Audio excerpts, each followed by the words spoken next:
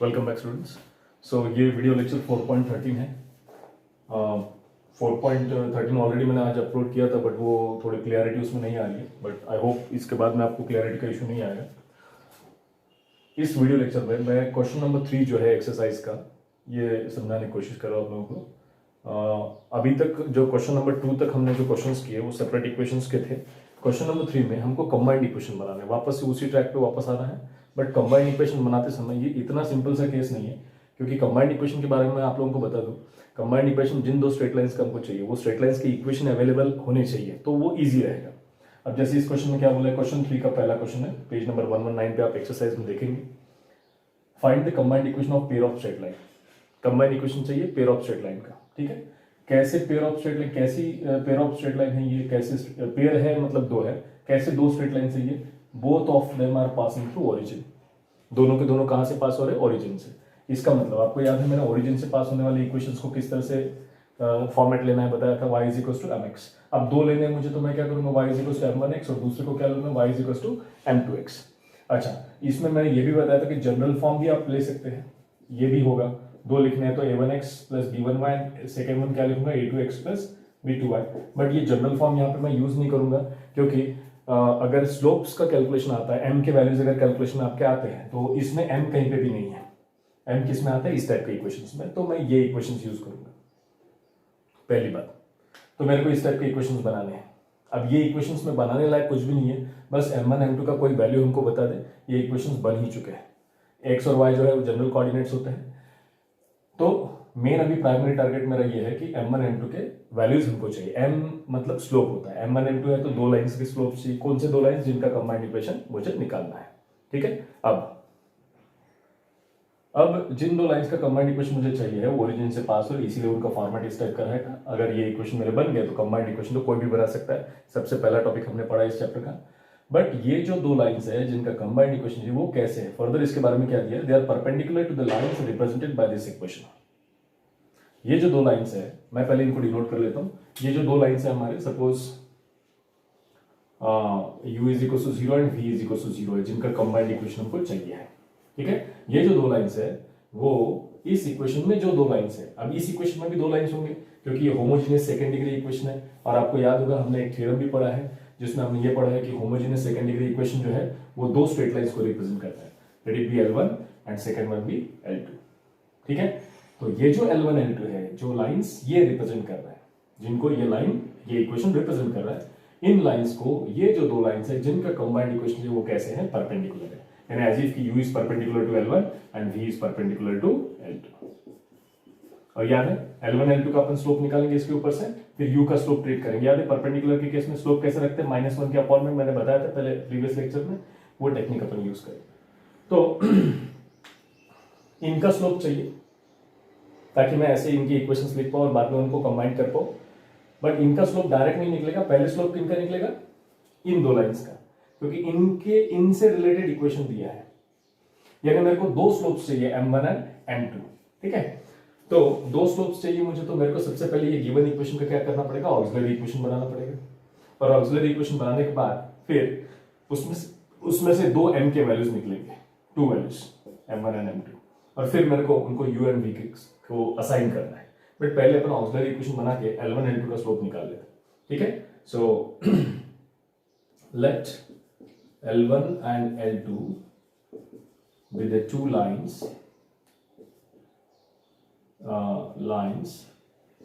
represented by given equation 5x square minus 8xy plus 3y square is equals to 0. Let me call it as equation number 1, ठीक है। Then to obtain slope of L1 and L2 we solve auxiliary equation of 1 using m1 m2 L1 L2 के slope निकालने के लिए मेरे को इसको auxiliary equation में कन्वर्ट करना पड़ेगा, फिर दो m के वैल्यूज मिलेंगे, और वो ऑक्सिलरी इक्वेशन बनाने के लिए हम क्या यूज करते हैं, y के जगह m एंड x की जगह 1। जैसे मैं y के जगह m और x की जगह 1 रखता हूँ यहाँ पे, ये हो जाएगा 5 minus 8m and plus 3m square is equal to 0।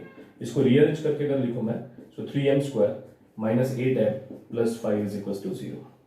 Quadratic equation है, इसके रूट्स निकालना आप लोगों को आता है। सो मैं डायरेक्ट यहाँ पे लिखता हूँ +8 ± √b² - 4ac, okay, divided by 6। तो ये 8 ± 2 डिवाइडेड बाय 6। एक बार प्लस कंसिडर करता हूँ तो 10/6 यानी 5/3 होगा, और एक बार माइनस कंसिडर करता हूँ तो 1 होगा। यानी m1 का वैल्यू मुझे मिला है 5/3 एंड m2 का वैल्यू मुझे मिला है 1। दो स्लोप्स मेरे को यहाँ पे मिल गए। सो यहाँ पे L1 एंड L2 के स्लोप्स मुझे मिल चुके हैं, ठीक है। अब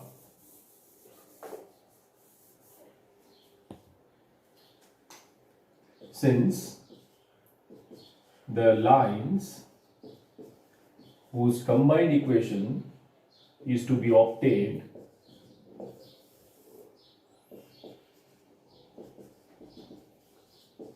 are perpendicular to L1 and L2, वो दोनों लाइन जिनका कंबाइंड इक्वेशन है वो L1 L2 को कैसे है, परपेंडिकुलर है। Therefore their slopes say m1 star and m2 star will be, तो उनके स्लोप्स, अब m1 m2 यहाँ पे मैंने यूज कर लिए, अब मैं m1 star m2 star use करता हूँ। तो m1 स्टार पहले लाइन का स्लोप है जिनका कंबाइंड इक्वेशन चाहिए, और वो पहला लाइन इस L1 को कैसा होगा, परपेंडिकुलर है। तो इसका मतलब L1 का स्लोप कैसे लेना पड़ेगा, m1 स्टार निकालने के लिए -1 के अपॉन में क्या होगा, L1 का स्लोप दैट इज 5/3। याद है, ऐसे ही बताया था मैंने। परपेंडिकुलर लाइन के केस में स्लोप कैसे निकालना है, -1 के अपॉन में दो में से किसी एक लाइन का स्लोप रख दो, you will get the slope of that another perpendicular line. इसको सॉल्व करोगे तो ये -3/5 होगा, मिल गया m1 स्टार का value, and m2 star -1 upon दूसरी लाइन का स्लोप, क्योंकि दूसरा लाइन दूसरे को परपेंडिकुलर है, -1/1 दैट इज +1। तो m1 स्टार m2 स्टार के वैल्यूज मिल गए। Therefore the pair of straight lines passing through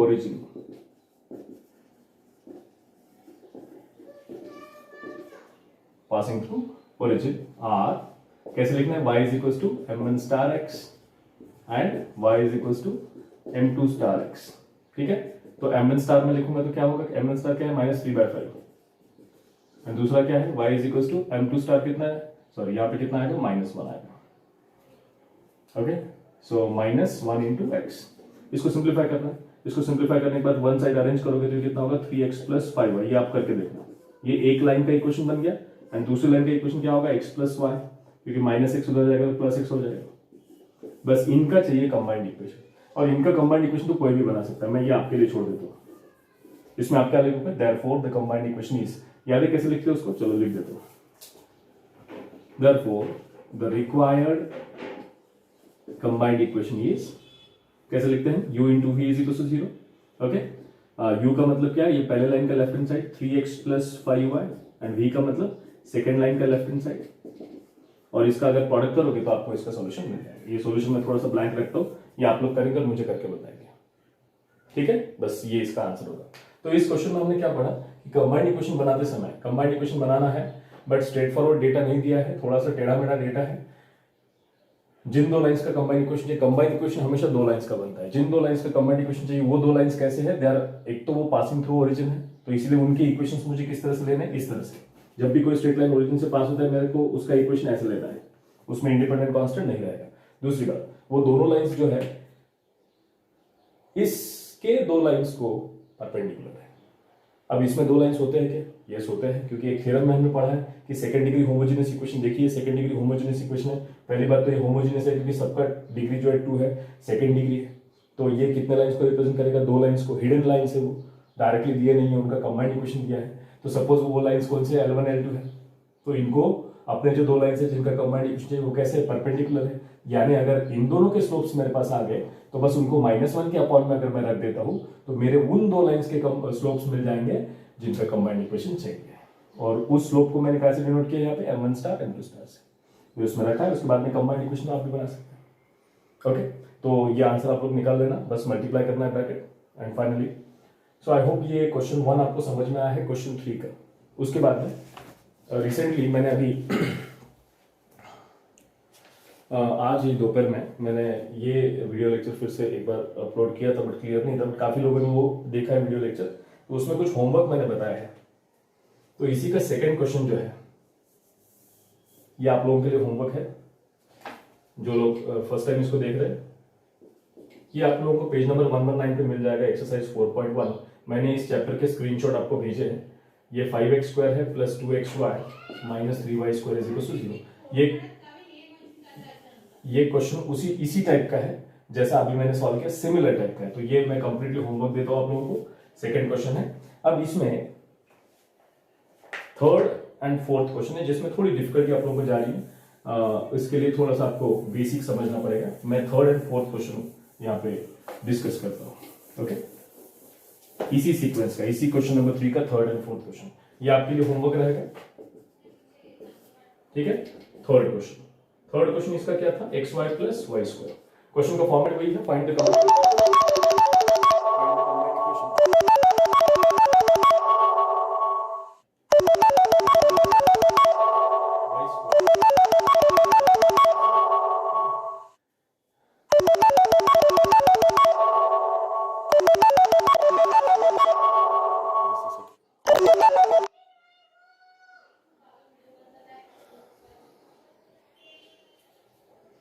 yes. तो कंबाइंड इक्वेशन चाहिए हमको पेयर ऑफ स्ट्रेट लाइन का, मतलब दो स्ट्रेट लाइंस कैसे हैं, perpendicular, they are passing towards, वो तो है ही, as well as they are perpendicular to the lines represented by this. Okay, अब इसमें मैं ऑक्सिलरी इक्वेशन वगैरह नहीं बनाऊंगा, या बनाया तो भी चलेगा, इसमें भी मैं अपना ऑक्सिलरी इक्वेशन बना सकते हैं। For auxiliary equation we put y के जगह m एंड x की जगह 1। तो ऑक्सिलरी इक्वेशन का कैसे बनेगा, AE auxiliary equation will be m plus m² is equal to 1। ठीक है, इसको सॉल्व करूंगा मैं, एक कॉमन लिया, सॉरी, x की जगह 1, y की जगह m plus m² is equal to 0। एक m कॉमन लेने पे ये मिलेगा मुझे, ओके, इज इक्वल टू 0। यहाँ पे m के दो वैल्यूज मिल रहे हैं, यही काफी सारे लोगों का क्वेरी था, मैं इसको क्लियर कर देता हूँ अभी। केयरफुली देखिए, पहला स्लोप जो है वो 0 मिला है, ठीक है, एंड दूसरा स्लोप जो है वो -1 मिला है। ठीक है, ओके। अब ये सपोज L1 का स्लोप है, ये L2 का स्लोप है। ठीक है, L1 L2 दो लाइंस है जिनको ये इक्वेशन रिप्रेजेंट कर रहा है, और इन दो लाइंस को, जो दो लाइंस परपेंडिकुलर है, उनका कंबाइंड इक्वेशन हमको चाहिए। ठीक है, so to find the combined equation of the lines passing through origin, sorry, इस तरह से लिखेंगे हम इसको कि since the pair of straight lines are perpendicular to the lines represented by 1, ये सपोज 1 है, therefore their slopes are, अब पहला स्लोप, सॉरी मैं इसको स्टार बोलूंगा, पहला स्लोप, क्योंकि मेरे जो दो लाइंस है जिनका कंबाइंड इक्वेशन मुझे चाहिए, वो दोनों लाइंस, इन दो लाइंस को कैसे परपेंडिकुलर है। इसमें से L1 का स्लोप क्या है M1, L2 का स्लोप क्या है M2। ओके, सो M1 स्टार क्या होगा मेरा -1 अपॉन, क्योंकि परपेंडिकुलर का कंडीशन क्या है, -1 अपॉन में हमको उस लाइन का स्लोप लेना पड़ता है। एंड नाउ सी, अपॉन में 0 आ गया, मतलब ये क्या हो गया, नॉट डिफाइंड। ठीक है, नाउ सेकंड M2 स्टार क्या होगा, -1 के अपॉन में -1, क्योंकि इसका भी वैल्यू -1 था। ओके, एंड दिस इज +1, तो M2 स्टार तो फाइनाइट वैल्यू मिल गया। Okay, no problem. इसमें स्लोप जो है वो अपने को इंफिनिटी मिला है। अब हमेशा आप लोग याद रखेंगे, XY कोऑर्डिनेट सिस्टम में, प्लेन में, ऐसा कौन सा स्ट्रेट लाइन होता है जिसका स्लोप इंफिनिटी होता है, तो y एक्सिस का ही स्लोप इंफिनिटी होता है, ये हमेशा याद रखना।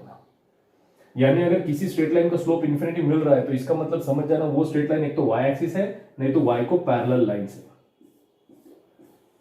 Are you getting my point? और x एक्सिस का स्लोप कितना होता है, 0 होता है हमेशा। ओके, सो क्योंकि स्लोप का डेफिनेशन क्या होता है, tan ऑफ थीटा।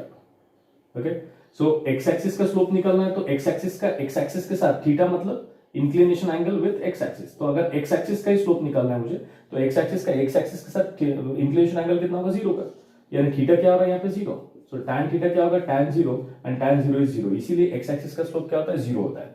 मैं एक और लेक्चर अपलोड कर दूंगा इसके ऊपर। एंड वाई एक्सिस का स्लोप फिर से, अब वाई एक्सिस एक्स एक्सिस के साथ कितने का एंगल बना रहा है, 90 का। And do you know what is tan 90? It is not defined. इसीलिए वाई एक्सिस का स्लोप हमेशा क्या आएगा, infinity. Now remember, listen carefully. अब हमारे दोनों लाइन जिनका कंबाइंड इक्वेशन चाहिए वो दोनों लाइंस ओरिजिन से पास हो रहे हैं। एंड सेकेंड थिंग, ओरिजिन से पास होने के बावजूद पहला जो लाइन है वो y एक्सिस को, उसका स्लोप y एक्सिस का स्लोप है। अब मुझे बताइए ऐसा कौन सा स्ट्रेट लाइन होगा जो एक तो ओरिजिन से भी पास हो रहा है और उसका स्लोप इन्फिनिटी भी है। ये होगा, ये होगा, ये होगा, ये होगा, ये होगा, कौन सा होगा? अब ओरिजिन में से सिर्फ y एक्सिस पास हो रहा है जिसका स्लोप इन्फिनिटी है। इसका मतलब ये पहला जो लाइन है अपना वो क्या है, वो y एक्सिस है। And do you know what is the equation of y axis? This implies the one of the line is y axis and equation of y axis, ये शायद किसी एक लेक्चर में मैंने बताया है, it is x is equal to 0, उल्टा होता है। y एक्सिस का equation x is equal to 0 होता है और x एक्सिस का equation y is equal to 0 होता है। ओके, सो एक स्ट्रेट लाइन हमको मिल गया, हमको कोई किसी फॉर्मेट में उसको रखने की जरूरत नहीं पड़ी। इन्फिनिटी तो वो रख नहीं पाएंगे, वो कैलकुलेशन आगे प्रोसीड नहीं होगा। एंड तो ये लॉजिकली हमने कैलकुलेट किया है। एंड दूसरा स्लोप तो फाइनाइट है तो इसको डायरेक्ट आप रख सकते हो। देयरफॉर सेकंड लाइन, दूसरा जो लाइन है जिसका कंबाइंड इक्वेशन चाहिए, या अनदर लाइन बोल सकते हैं आप इसको, another line is y is equal to, क्या स्लोप आया है, 1 इंटू एक्स, यानी ये क्या हो जाएगा, x minus y is equal to 0। अब मुझे बताएं इनका joint, therefore the joint equation is क्या हो जाएगा, x इंटू, इन दोनों को जॉइंट इक्वेशन के लिए क्या करते हैं, प्रोडक्ट करते हैं, x minus y is equal to 0। तो ये क्या बन जाएगा, x square minus x y is equal to 0। See, this is the joint equation, this is the combined equation. तो फिर से मैं बता दूं, इसमें वो जो दो लाइंस है आपने जिनका कंबाइंड इक्वेशन चाहिए, वो इसके अंदर जो दो लाइंस है उनको परपेंडिकुलर है। तो पहले इनका स्लोप निकाल लेते हैं। स्लोप निकालने के लिए मुझे करना क्या पड़ेगा, इसका ऑक्सिलरी इक्वेशन बनाना पड़ेगा, तभी दो स्लोप्स मिलेंगे। ऑक्सिलरी इक्वेशन बनाया, एक स्लोप 0 है, एक स्लोप -1 है। अब 0 -1 के अपॉन में रखता हूं मैं तो इन्फिनिटी मिलता है। इन्फिनिटी किसका स्लोप होता है, y एक्सिस का। तो यहां पे ये y एक्सिस, एक ऐसा लाइन जो ओरिजिन से भी पास हो रहा है, क्योंकि वो कंडीशन तो बाय डिफॉल्ट है ही, ओरिजिन से पास हो रहा है, उसका स्लोप क्या चाहिए, इन्फिनिटी चाहिए, तो ऐसा y एक्सिस ही होता है। ओके, अगर ओरिजिन से पास होने वाला कंडीशन नहीं होता तो फिर इसमें से कोई भी पैरेलल लाइन में ले सकता था। ठीक है, एंड दूसरी लाइन का स्लोप तो फाइनाइट ही है, तो -1 अपॉन -1 ना करते, तो 1 आ गया। इसका भी इक्वेशन बना, इसका भी बना, इसके बाद भी इसका कंबाइंड इक्वेशन बन गया। तो ये सेकंड क्वेश्चन था, सॉरी थर्ड क्वेश्चन था। एंड उसके बाद में फोर्थ क्वेश्चन। अच्छा, इस क्वेश्चन को हम डायरेक्ट भी कर सकते हैं। मुझे वैसे भी क्या चाहिए, इसमें से एक्सट्रैक्शन करके अगर दो सेपरेट लाइंस मैंने बना लिए, बन गए मेरे, तो बाकी वो दो लाइंस जो है जिनका कंबाइंड इक्वेशन चाहिए, उनको इन दो लाइंस को परपेंडिकुलरली ट्रीट करना है। एक सेकंड मेथड करके हम यहाँ पे ये ले सकते हैं।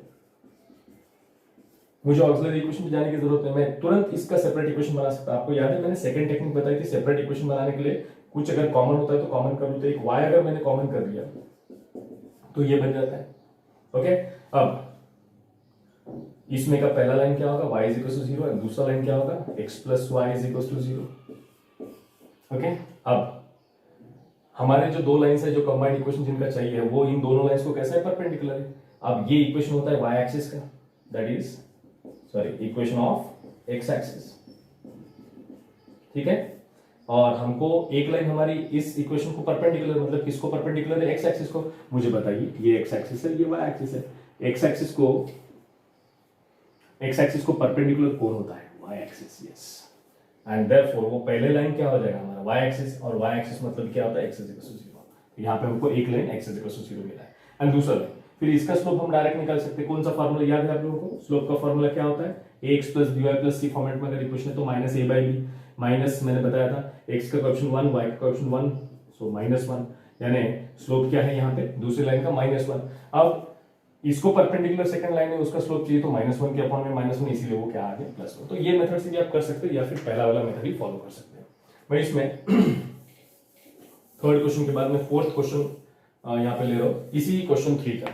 इसमें भी कुछ 2-3 कमेंट्स मुझे आए थे। फोर्थ क्वेश्चन में इक्वेशन ये है 3x² minus 4xy is equal to 0।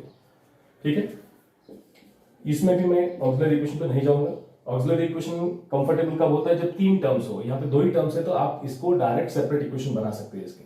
सो इसमें से क्या कॉमन वाली टेक्निक यूज करें, x को कॉमन किया तो क्या मिलेगा यहाँ पे, 3x minus 4y is equal to 0। तो इसके सेपरेट इक्वेशंस क्या हो जाएंगे, x is equal to 0 and 3x minus 4y is equal to 0। Okay, so एक लाइन जो इसको परपेंडिकुलर है, हमारे दोनों लाइन से इन दोनों लाइंस को परपेंडिकुलर, ये किसका इक्वेशन है, y एक्सिस का, मैंने अभी बताया। तो y का परपेंडिकुलर कौन होता है, x एक्सिस। तो यानी दो में से एक लाइन हमारा कौन सा है, x एक्सिस है। ओके,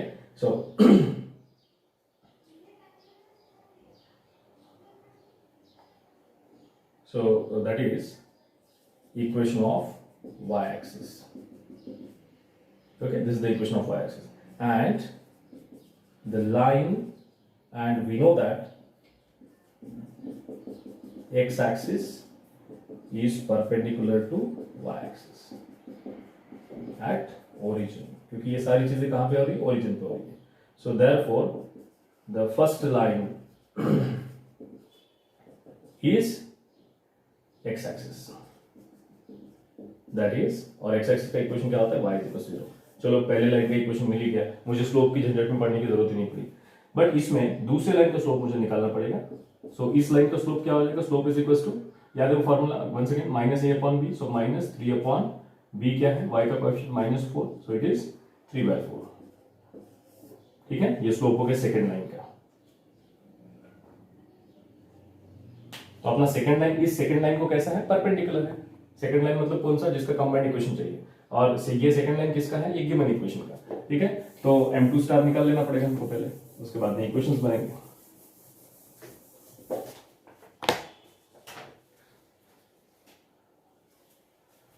ठीक है, so slope is this. Now therefore another line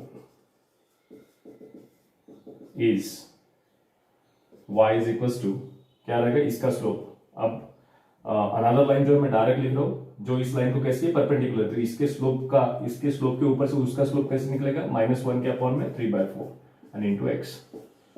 okay, तो ये कैलकुलेशन अगर करोगे y इज इक्वल टू कितना हो जाएगा, ये -4/3x, so 3y is equal to -4x, यानी ये क्या हो जाएगा 4x plus 3y is equal to 0। तो एक इक्वेशन ये है और एक इक्वेशन ये है, and therefore the combined equation is दोनों का product, y is equal to 0, y into 4x plus 3y is equal to 0।